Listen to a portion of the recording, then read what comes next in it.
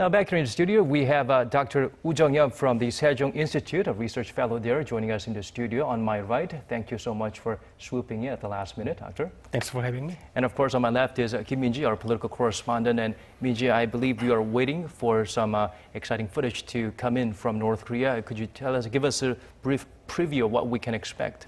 That's right. We are expecting to get footage of the mass gymnastics performance from North Korea. It's called the Brilliant Fatherland, which will be held at the Neungna-do Mayday Stadium. Now, it's considered a little bit controversial, given that they've been using it to promote the socialist regime. The event is mostly aimed at promoting the North's leaders and the socialist system, so it's being regarded as a major propaganda tool. Now, earlier in the day, the presidential office said that the title of the performance could be changed and the content will be edited a little bit so that it doesn't disturb the South Korean delegation.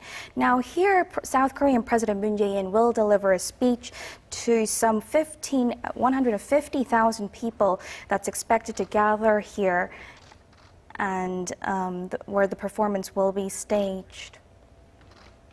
And before that, of course, they dine, and I believe they are done with their meal, and they're probably standing by for this exciting show to begin. And what we're getting is some clips of North Korean leader Kim Jong-un and South Korean President Moon Jae-in gathering for a meal, and I believe we had a footage from there, but now we're focusing on a tree which has been planted by the two leaders, I believe, right? Yes, that's right. Previously, in the April Panmunjom summit, we also had a tree planting ceremony. They had one today. It was held at 2:30, and it was attended by the first couple of South Korea. They actually planted a Mogangju tree, which is translated into golden rain or a Chinese bladder nut, and the name is given because of the golden leaves, and it means prosperity. Here, the North Korean officials that attended said that given the special meaning of the tree, that they decided to use it. It says, with the autumn breeze, it leads to the abundant harvest of grains and fruit, and they wish that this year is also like a lump of gold, and that it's the first phase of unification. Unlike the initial ceremony they held, which is becoming protocol routine from what they'd had in South Korean side of the Panmunjom, this time North Korean leader Kim Jong-un is not present at the event. Yes, he was not present at the event. That will be Choi Ryong-hae? Yes, Choi Ryong-hae instead. So this was held at the place where President Moon Jae-in was staying. Now that is the state guest house, the Baekhawan State Guest House. So after lunch, he went there, and we can see the stone. It reads that they're celebrating President Moon Jae-in's visit to North Korea. And Choi Ryong-hae is a member of the Presidium of the Political Bureau, and he's also the vice chairman of the State Affairs Commission of North Korea. Right, North Korea is a powerful Workers' Party, a member of that as well. And yeah, it seems like the weather is favorable, and they are no strangers to each other, I believe, Choi Ryong-hae and President Moon Jae-in. Yes, that's right. So they had a similar ceremony back in April 27th when the summit was held in Panmunjom. So here it was attended by government officials as well. We can see President Moon Jae-in and Choi Ryong-hae putting water on the tree. Soil followed by water, and of course, the rest is up to Mother Nature. And it will be a symbolic element to the thaw in relations, and possibly lead up to an even better cooperation and joint projects and collaboration and peaceful mood in the peninsula, which is long overdue. Dr. Wu, perhaps you would like to join us and perhaps fill us in on the significance of these little gestures. Some might see it as something trivial or just casual, but they will add up to something more substantial in the long run in terms of building a strong relationship between the two Koreas. So, you know that everything cannot be done overnight. Right. And this kind of small gestures build up to the eventual peace ultimately. That's our hope. So maybe these are tree planting ceremonies and eating together and watching the performance together. It might be look small matters, but eventually keeping these things repeated may lead us to have these kind of things more granted, natural. So I think that these kind of measures can be our way to the eventual peace on the Korean Peninsula. Right, little by little, it's the thaw in relationship, it just doesn't happen overnight. We have a big, strong start, but then we have to build up from the little things as well, like familiarity, greetings, exchanging looks, and exchanging small talks, which is what the two leaders seem to do very well in here as well. They do seem a little bit more tense compared to their previous summits. We're seeing them from, I believe this is UNGA, the restaurant, that they sat down for naengmyeon, which is one of President Moon Jae-in's favorite dish. That's right. This is where they had their luncheon. So we see footage showing President Moon Jae-in and North Korean leader Kim Jong-un. Now, they had naengmyeon here, Pyongyang naengmyeon, so it's cold noodles. They actually had naengmyeon from UNGA back in the April summit. North Korean leader brought it over. Delivered it, not just a freshly made bowl, but rather the elements or tools needed, including the noodle maker and also a chef from UNGA to make sure it is prepared on the spot. It was quite an impressive gesture. And here, this time, in this visit, there hasn't been that many outstanding or interesting sights, like the two leaders crisscrossing, crossing back and forth and holding hands or sitting down for impromptu talks. Things have been proceeding rather as scheduled instead of improvisational changes last minute. Except, of course, we do have the Baekdusan mountain hike, which is planned. That was arranged pretty last minute. And I believe initially North Korean leader Kim Jong-un did suggest the idea, suggest the notion of hiking, but back then it was not from the North Korean side, and now they can do that, and President Moon Jae-in was quick to jump on that offer. Yeah, Blue House spokesperson today announced that two leaders are going to hike on the Baekdu Mountain tomorrow morning, and there was, but he didn't specify when that offer, proposal was offered from the North Korean side. However, I think it might be a great opportunity for us to see that two leaders share their thoughts. And also, Baekdu Mountain has been a special meaning to Koreans because our national anthem includes the word Baekdu Mountain. However, the thing that concerned me is that since the division of two Koreas, Baekdu Mountain has very different meaning in North Korea, which is very related to the Kim family. So that's why they always call the Kim family as a Baekdu bloodline. So probably there's a chance that North Korea is going to take advantage of our president's visit there as their propaganda. So I think our government is going to take good care of those kind of issues. The importance is that they are aware of such variables, how I guess perception could be altered depending on how North Korea shapes the opinions, or rather how this trip is framed. Right. So today, even though North Korea, we want to believe that North Korea is not doing this out of their malicious intentions, but visiting of Mansudae factory, which is sanctioned by the United Nations, and also we just discussed that they are going to watch the mass games that has been used for the North Korea's propaganda, and now we are going to go to Baekdu Mountain, which might have a different meaning than what we thought of Baekdu Mountain in the history. So, other than that, it might be a great opportunity for two leaders to build much more closer relations than before, so they can pursue a brighter future on the Korean Peninsula. And we still have so many things to go on. So I think it is very important that two leaders build more stronger bond out of these events. All right, hiking a mountain together, that's one way to certainly forge a strong bond.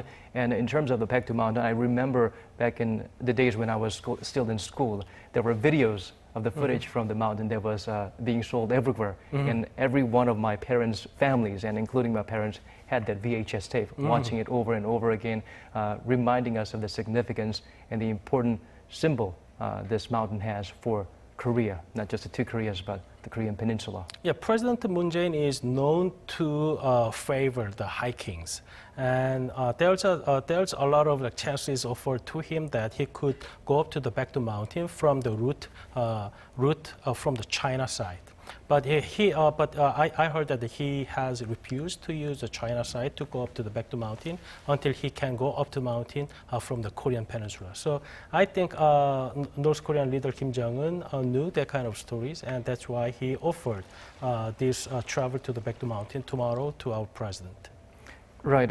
Right now, as you mentioned, there seems to be, depending on how you look at it, some genuine willingness to change or show the world that it's different. It's not what they make North Korea out to be, that it is a normal state. Do you feel that this is something that's working right now from the international stage, from the outside looking in? So certainly there's going to be some changes with respect to how worlds are going to view North Korea if they kept this kind of events with South Korea and other countries and not committing any more like provocations.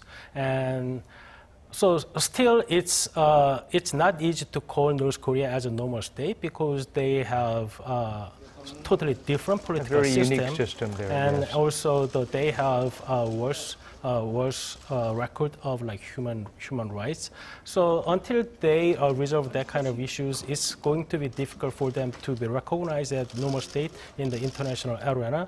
But South Korean government puts much efforts to push North Korea in the direction of to be considered as a normal state by having this kind of events over and over. So I think that if we keep doing this, then over time, I think, as you mentioned, that North Korea will have a chance to be considered as a true normal state. Right, erasing some of the deeds done in the past or the decisions made by the current North Korean leader Kim Jong-un. As long as we keep this momentum up for a little bit longer, a few more years longer, perhaps it will be able to eradicate the bad taste left in the mouths of those people who are affected by certain provocations or misdemeanors by North Korea. Right, that's correct.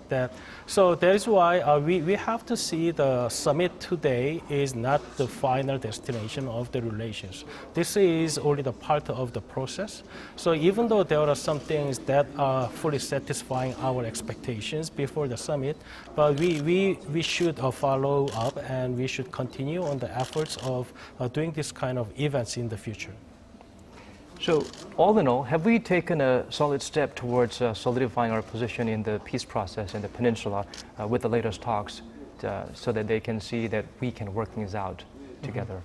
So I think that today's summit, there are a lot of things that still has to be discussed between two Koreas. For example, that two Koreas have agreed to produce this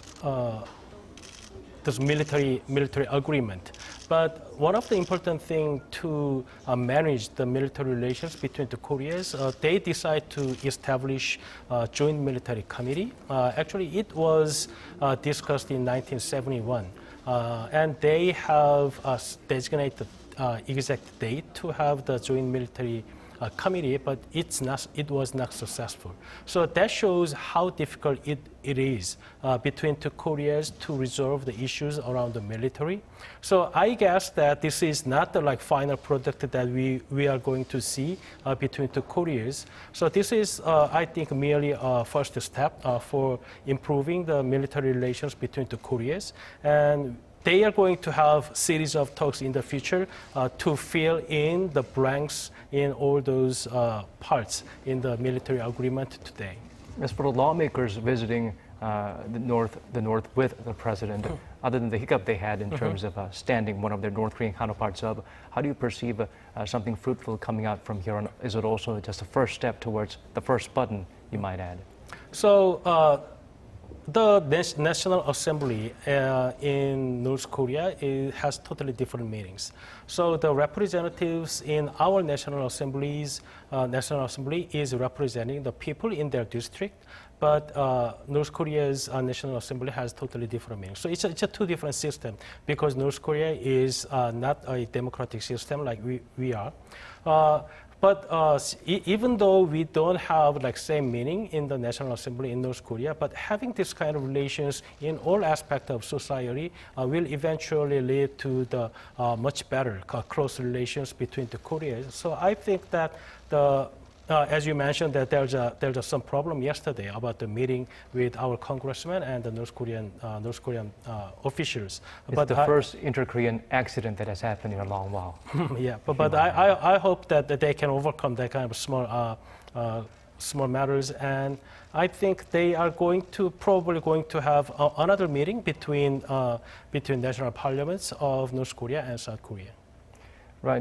Going back to that, Minji, how do you perceive the progress that's made in terms of the lawmakers' exchanges in North Korea? Well, initially, President Moon had invited the chairs of all major parties to attend the summit with him, to accompany him to the summit talks. And here they were supposed to deliver a letter on behalf of South Korea's National Assembly Speaker in order to hold parliamentary level talks. Now, like the professor said, it's not the same, it's not the equivalent of our assembly, but because things like the Panmunjom Declaration needs ratification in the Assembly to proceed with the projects that they're planning to pursue. What many experts or lawmakers have said is parliamentary cooperation is necessary in order to get legislative affairs in the terms of North Korea moving. Right, what we're seeing here is a meeting between some of the lawmakers greeting their North Korean the man who is greeting the South Korean visitors there. I believe that is Kim Young-chul, if I'm correct me if I'm wrong. Kim Young-nam. He's a ceremonial leader. Right, the ceremonial leader. So he is the president of the Presidium of the Supreme People's Assembly, and with him is the nominal head of state.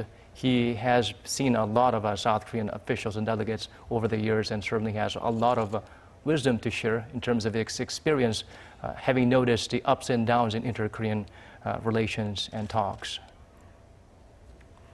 That's right. So along with the president are Lee Hae-chan of the ruling Democratic Party of Korea and the chairs of two minor liberal parties as well. So they held a meeting today with Kim Young-nam, as we just saw, the ceremonial head of state.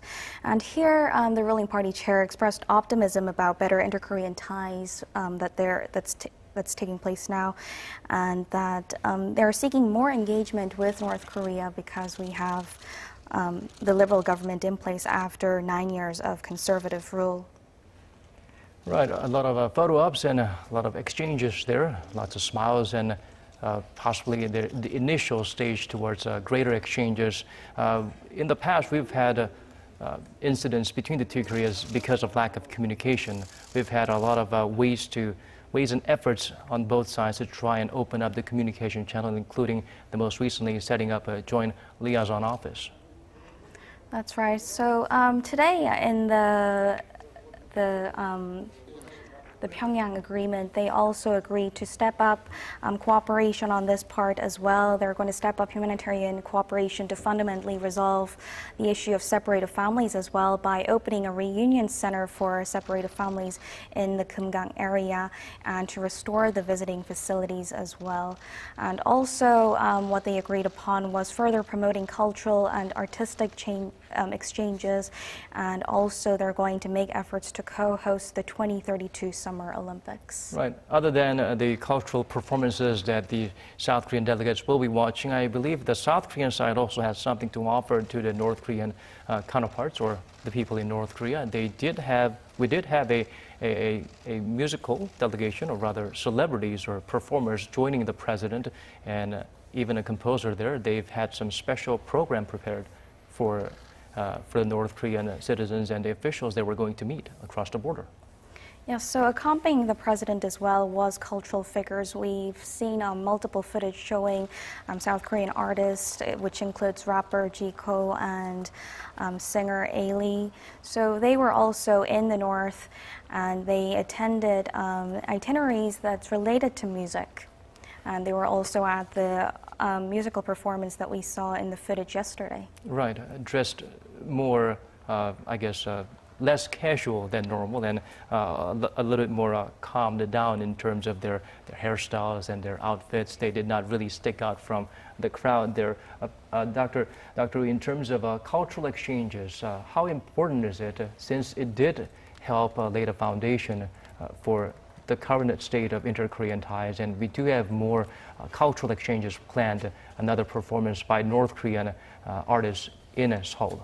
So I think like cultural exchange can lead to the more integration among people, because of it might be easier in the future than when two society achieve the unification. Like political system and legal system can be much easier to be integrated. But however, as we all know that we have experienced that social issues when our Korean Chinese moved to South Korea to have a job. They felt a lot of difficulties when they first moved in.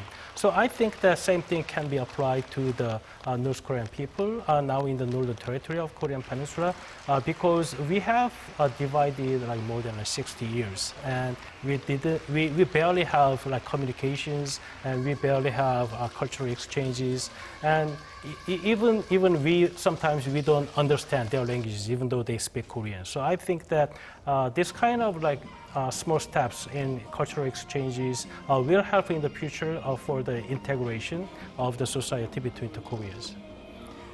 In terms of military tension easing measures, we talked about setting up a special zone between the two Koreas. There's a lot of history there, I believe. There are a lot of cultural relics, and there are a lot of remains of fallen soldiers. There are also areas that overlap in terms of some of the fiercest battles fought during the Korean War. So it was left alone, and there's a lot of untouched natural wonders there as well. Do you see this playing an important part in terms of boosting exchanges between the two Koreas, because it does not involve, it's a little different from culture and sports or direct political or military exchanges? I think that is kind of more like a basic humanitarian issues. Again, today's Panmunjom Declaration include very important elements of humanitarian parts. One is that they two sides agreed to have permanent places for the family reunion, which has been rejected by North Korea for a fairly long time, since South Korean government proposed the idea of establishing the permanent family reunion site. But this time, North Korea finally agreed to South Korean government's proposal that they are going to establish the permanent family reunion site. And also, they agreed to have for the remains in the DMZ area, because DMZ area has not been really touched by two sides, and the access is pretty much limited. And as you said, that DMZ area is where that the final and most fierce battle was done at the end of Korean War in 1953. So there has been a lot of remains left over there without two sides ever put any efforts to get back in. So I think that those kinds of agreements, even though it will eventually help in our society, but I think having an agreement on that side itself is very substantive and meaningful. Of course, we won't see drastic changes overnight, although there were mentions of removal of GPs on a trial basis. What are your thoughts on that? So there are going to be steps to be taken on those issues, because that Even though two Koreas have signed the agreement today, and they agreed to move toward the denuclearization of Korean Peninsula and decide to remove all the hostile acts between two sides. But as you mentioned, that signing the paper does not mean that we achieve that. So those who care for the security policies and the military policies always think of the worst case of scenarios. So removing those GPs and setting up and expansion of no-fly zone, all the security person naturally have concerns of the negative effect of establishing those things. So I hope that today's decision about military side will eventually help the relations between two Koreas. And as our government official said, that this kind of measures will eventually lead to the peaceful denuclearization of North Korea. There seems to be notion from a certain parts of the world that it's just sanctions and pressure that led to this outcome. But we believe that's just a part of the story, right? Yes. Earlier this year, then when North Korean leader Kim Jong-un decided to send a delegation to Pyeongchang Winter Olympic Games and decide to have a meeting with the South Korean envoy in Pyongyang and decide to have a summit with the President Moon Jae-in in April and ultimately decide to have a talk with the President Trump. Many people believe that it is because of the pressure put on North Korea in the economic side. However, after July, as North Korea's attitude has been really changed, and so sanction itself is not the only answer to explain North Korea's changing behavior. So that is why there's a role that South Korean government can play. If it is only for the international sanctions, there's literally no role for South Korean government for play. And I guess that the trust built by President Moon and the Chairman Kim over several months this year actually have a great impact on the outcome today. With that in mind, would the international community try to consider the option of lifting some sanctions to enable greater economic cooperation between the two Koreas? Persuade international community that now it is time for lifting sanctions to lead North Korea in a more positive way. I think we need more evidences that this is going to work. However, so far, even though we have signed the agreement with North Korea today, but not much has really been really tested on this side. So that is why international community, including the United States, still argue that we need to put more pressure until we see some tangible evidences that North Korea is really strategically changing. They seem focused on one direction, and they seem reluctant to consider other options at this point. Not exactly great listeners for now. Minji, going back to you, there were some interesting developments in terms of North Korean leader Kim Jong-un's next move, his next destination for a visit, possibly, and also a quick response from President Donald Trump after the summit results were announced. That's right. U.S. President Donald Trump was quick to comment. He left a tweet saying that it was very exciting and that he welcomed the agreement that was achieved here. What experts and foreign media have pointed out was whether the U.S. would be satisfied with this agreement. Now, some experts in Korea have said that it's very difficult for Korea to reach an agreement, some sort of agreement on denuclearization, because the key players involved are actually North Korea and the U.S. So it's something that they will have to get down to at the end of the day. And because the U.S. has been demanding that North Korea submit its list of nuclear weapons and facilities that it may have, they see this as rather North Korea making a counter-proposal by saying if the U.S. makes corresponding measures that it's willing to shut down its Yongbyon nuclear facility test site. Right. In terms of the measures that North Korea is taking, they have been taking steps gradually and from their perspective, very bold gestures as well. It seems rather lukewarm, though, the response coming from the international community. Is it perhaps because they've grown too numb to the old ways of North Korea, pretending to, or trying, at least admitting that they're trying to do something different, and then suddenly going back to their old ways?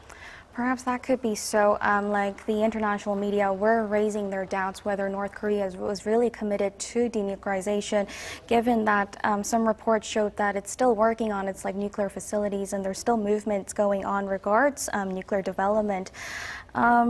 Japanese media, Chinese media have all responded to this, but they're saying that there needs to be more substantial effort on this part to denuclearization, and because it does not include the submitting of a list, it's too early to predict whether this is really making progress towards denuclearization. Some have said that the proposals that he's made so far today, like the Dongchangni site, the pad, these are things that the U.S. probably already knows. It wouldn't come as a big surprise to the U.S. at this point. So I guess what's interesting is the last statement that North Korea made, that they are willing to do something about Yongbyon as well, pending discussions or some return response from the U.S.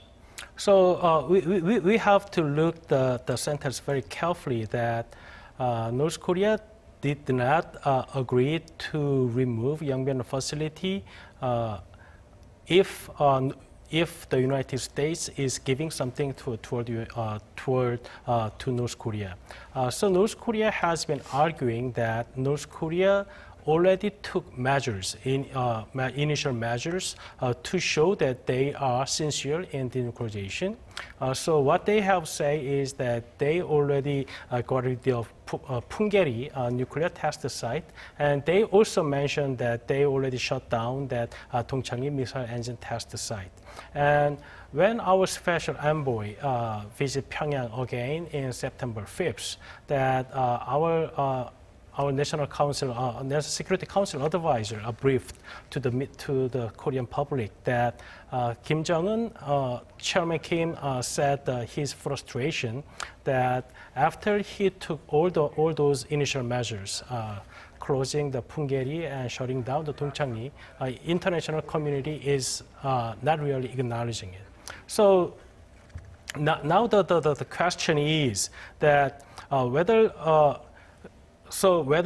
North Korea is really trying to link the end of the declaration to end the war with the real thing that U.S. wants, which is the declaration of the nuclear list.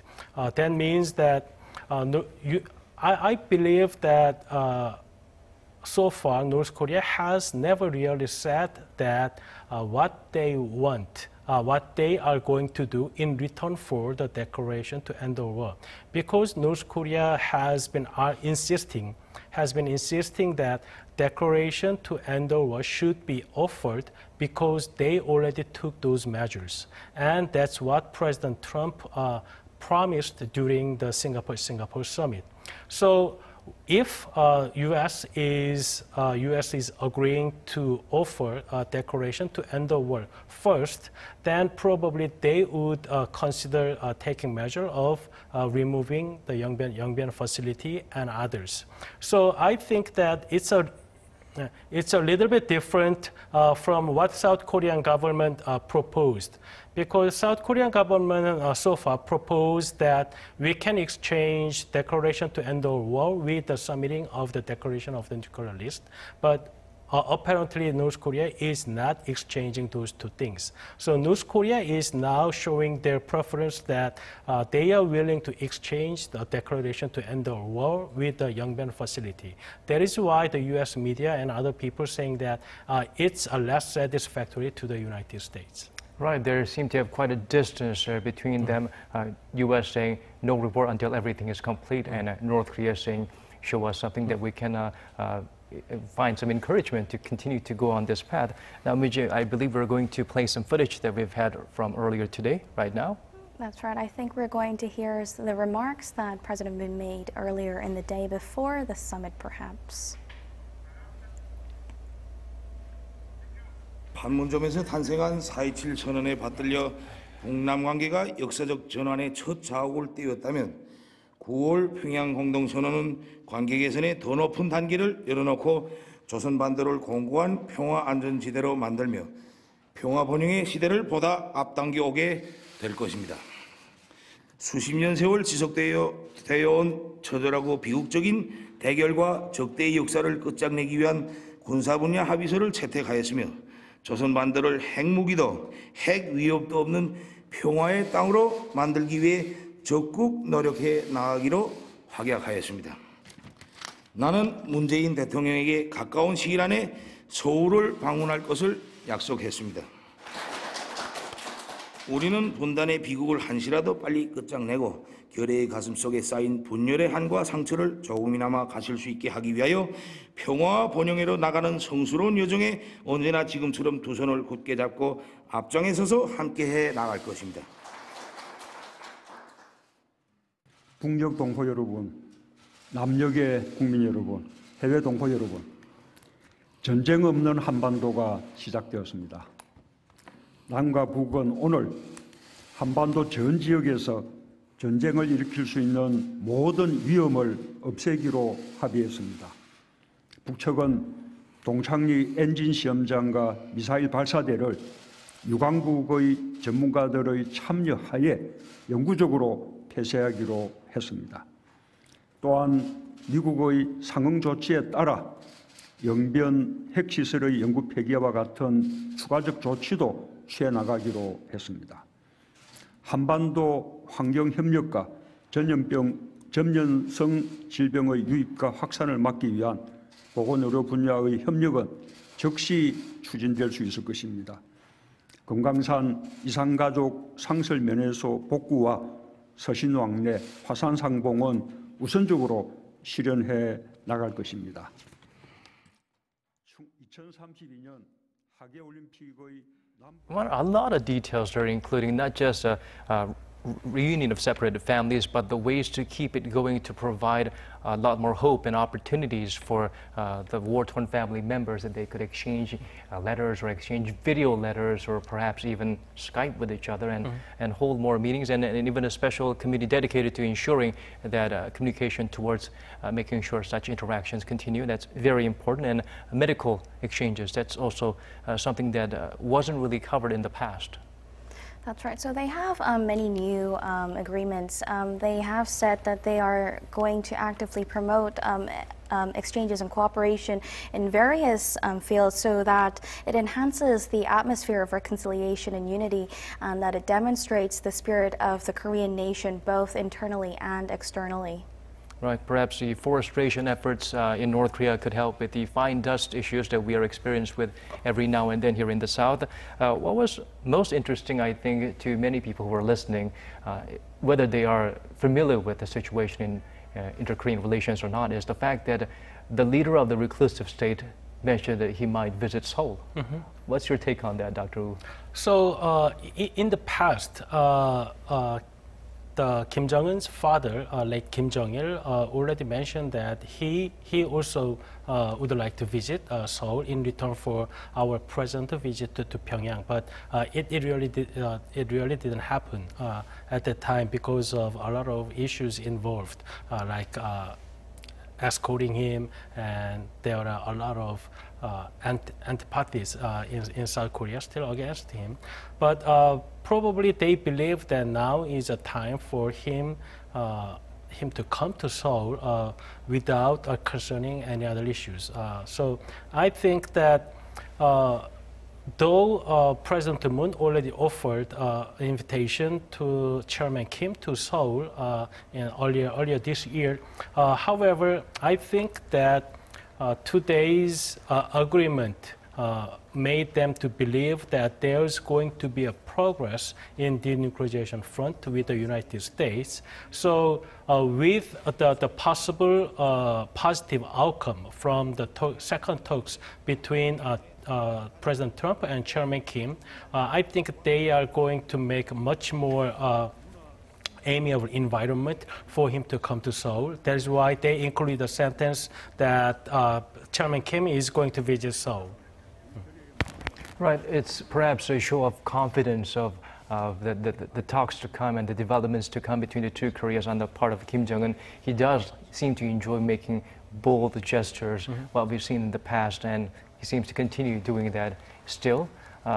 I guess this means that there's going to be even higher expectations for the talks between Pyongyang and the U.S.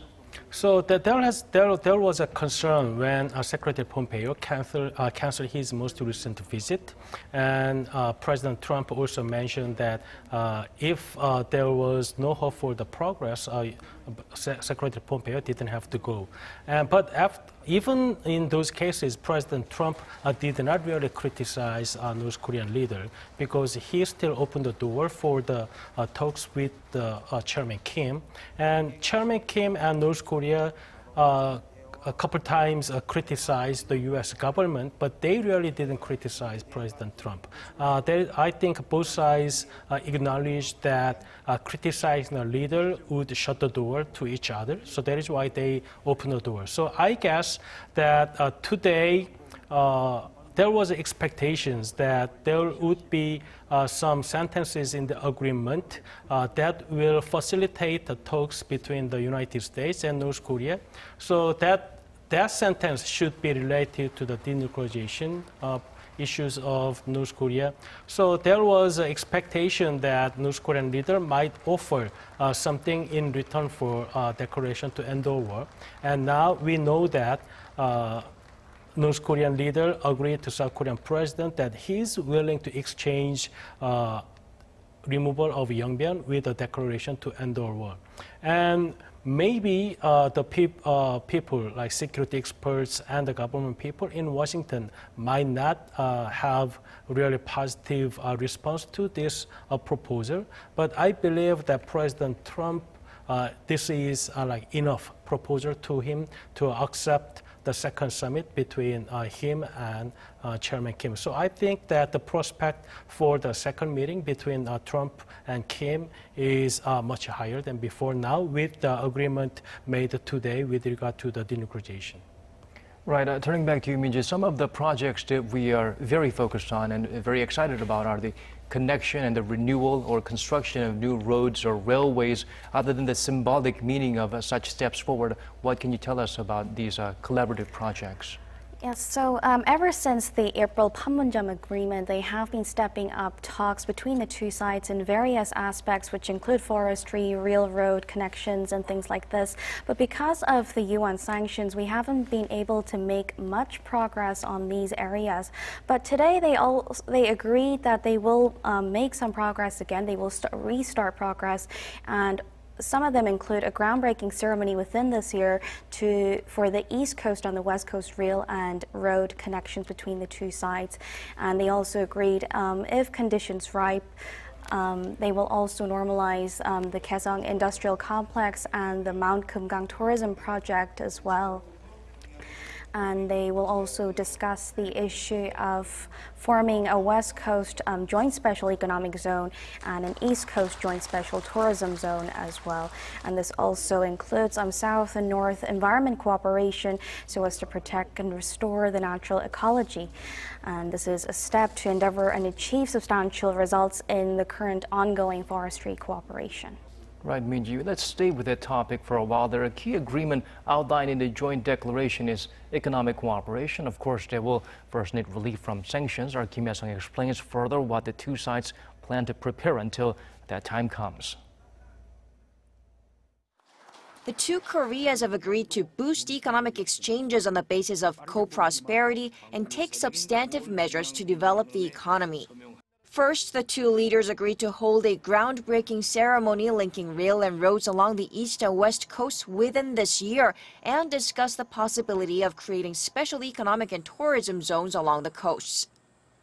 Already, the two Koreas have conducted joint inspections on the railroads in July, as outlined in the Panmunjom Declaration last April. Second, there are plans to reopen the Kaesong Industrial Complex, a symbol of cross-border economic cooperation which opened in 2004 but has been shut down since 2016 amid heightened tensions on the Korean peninsula following North Korea's nuclear test. 환경이 조성되는 대로 개성공단과 금강산 관광 사업의 정상화도 이루어질 것입니다. When conditions are ready, as economic ventures or investment in the North would require the lifting of UN sanctions on North Korea.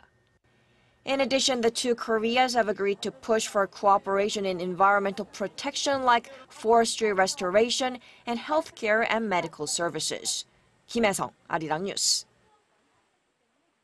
The defense chiefs of the two Koreas also signed a comprehensive military agreement. It's looked to help significantly reduce tensions and build trust. Park Ji-won outlines what the contents are. South Korea's Minister of National Defense Song Young-moo and his North Korean counterpart No Kwang-chol signed a comprehensive military agreement Wednesday with South Korean President Moon Jae-in and North Korean leader Kim Jong-un present at the scene. The military agreement states various specific details to realize the goal of ceasing hostile acts against each other and building mutual trust. First, both sides agreed to cease military exercises along the military demarcation line from November 1st this year. Specifically, all live-fire artillery drills and field training exercises at the regiment level and above will be ceased within 5 kilometers of the MDL. Both sides also agreed to designate no-fly zones for all aircraft above the MDL area from November 1st. Also aiming to prevent any accidental military clashes on land, air, or sea, the two Koreas agreed on specific step-by-step procedures and aimed to solve all military issues through peaceful consultations and maintaining permanent communication channels. Secondly, South and North Korea agreed on specific measures to transform the DMZ area into a peace zone. The two sides agreed to remove 11 guard posts each, altogether 22 located within 1 kilometer of each other by the end of this year as a preliminary measure to eventually removing all guard posts within the DMZ. They also agreed to demilitarize the joint security area, and the South, the North, and the United Nations Command will remove all mines in the JSA in Panmunjom within 20 days starting October 1st. The two sides also said they will jointly recover war remains within the DMZ as a pilot program, with those operations taking place from April to October next year. Thirdly, South and North Korea agreed to turn the area around the Northern Lemon Line and the West Sea, a de facto maritime border, into a peace zone to avoid accidental clashes. The two sides will also establish a joint fishing zone in the area as a pilot program. Lastly, the two Koreas agreed to continue consultations on various military issues for mutual military confidence building. Wednesday's comprehensive agreement came after a series of military talks between generals and colonels of the two Koreas over the past months to realize the historic Panmunjom Declaration, where the two Koreas agreed to cease all hostile acts against each other and reduce military tensions. Park Ji-won, Arirang News. Let's take an even closer look into the agreements the leaders of South and North Korea have signed and announced at the Pyongyang summit. Our Park Ki-jun explains in detail what progress was made on the denuclearization front. South and North Korea have agreed to achieve a nuclear-free Korean peninsula. 조선 반도를 핵무기도 핵 위협도 없는 평화의 땅으로 만들기 위해 적극 노력해 나가기로 확약하였습니다. And that agreement comes with some concrete measures. 북측은 동창리 엔진 시험장과 미사일 발사대를 유관국의 전문가들의 참여하에 영구적으로 폐쇄하기로 했습니다. 또한 미국의 상응 조치에 따라 영변 핵시설의 영구 폐기와 같은 추가적 조치도 취해 나가기로 했습니다. It's the first time for the nuclear issue to even be discussed as an official agenda at the Inter-Korean Summit, let alone for detailed measures to come out of the talks. President Moon credited Kim for keeping his promises made with U.S. President Donald Trump at the first ever North Korea-U.S. summit in Singapore. The promises being no more nuclear or missile tests. The South Korean president also called for progress in North Korea-U.S. negotiations, particularly by continuing to exchange letters. The two Koreas will continue cooperating closely with the U.S. and the rest of the international community to achieve the common goal of denuclearization. And with that, he says the two Koreas are not far from reaching their final destination of building peace on the peninsula that's without nuclear weapons or nuclear threats. Park Hee-jun, Arirang News. The news of what was discussed in Pyongyang was not only of interest to Koreans, it was receiving attention from all across the world. Our Hong-yo zooms in on how the global media covered the joint agreement. The world's media were all interested in what the leaders of the two Koreas had to say. Soon after the leaders announced the details of their agreement, U.S. President Donald Trump tweeted about their announcement. He said that Kim Jong-un has agreed to allow nuclear inspections subject to final negotiations and to permanently dismantle a test site and launch pad in the presence of international experts. In the meantime, there will be no rocket or nuclear testing. Hero remains to continue being returned home to the United States. Also, North and South Korea will file a joint bid to host the 2032 Olympics. Very exciting. British newspaper The Guardian reported that North Korea had agreed to shut down its missile test sites. It emphasized that Moon Jae-in said the two leaders have agreed to steps that will lead to a nuclear-free peninsula. Japanese newspaper Asahi Shimbun also focused its report on North Korea agreeing to invite foreign experts to verify its permanent scrapping of its missile sites. It also highlighted the importance of this summit, saying, more than in their previous encounters, when the mere fact of meeting and resuming a dialogue was seen as a major step forward, Moon is under pressure to leave Thursday with some concrete accomplishments. CNN reported that South and North Korea have committed to an era of no war, taking a step closer to peace by signing a joint military agreement that removes the threat of conflict on the peninsula. The joint military agreement was signed right after the Pyongyang joint agreement. Most foreign media highlighted the fact that North Korea has agreed to shut down its missile test sites, since progress towards denuclearizing North Korea is what the rest of the world is most interested in.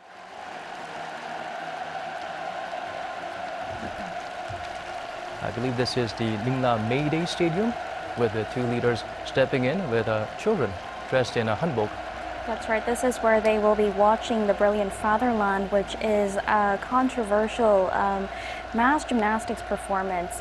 Now, we heard South Korea's presidential office say that the content and the title may be changed a little bit so that it does not disturb the South Korean delegation. Fireworks there. It's a lot more brightly lit and a lot less physical gymnastics involved possibly this time around.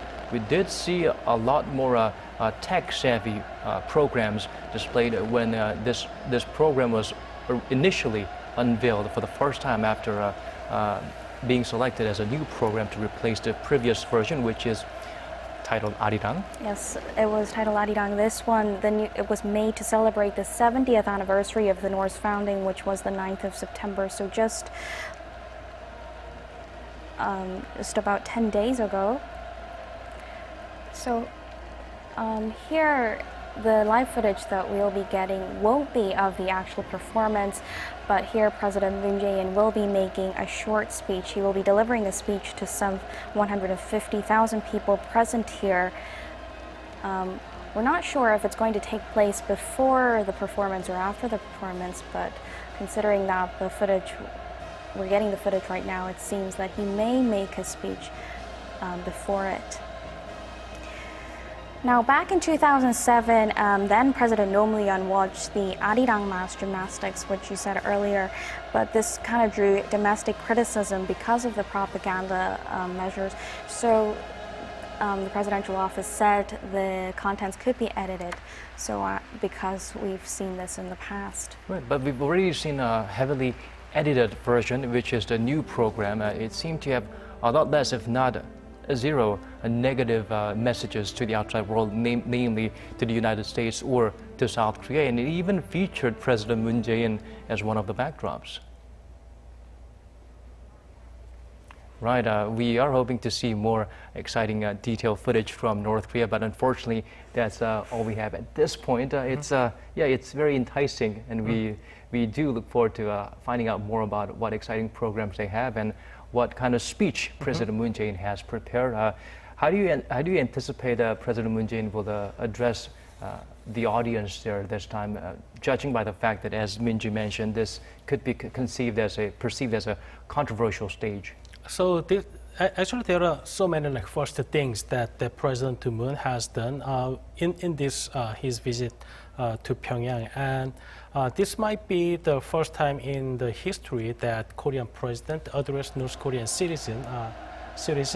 And I think that probably he's not going to make speeches disturbing North Korean citizens, but probably he's going to emphasize that this is how our nations are going, and this is how our nations can unite together to improve our future. So I think that it is mostly about our nation and the people, and not much about the politics and other things. So I hope it's going to be pretty much constructive message delivered by our president directly to the North Korean citizens this time.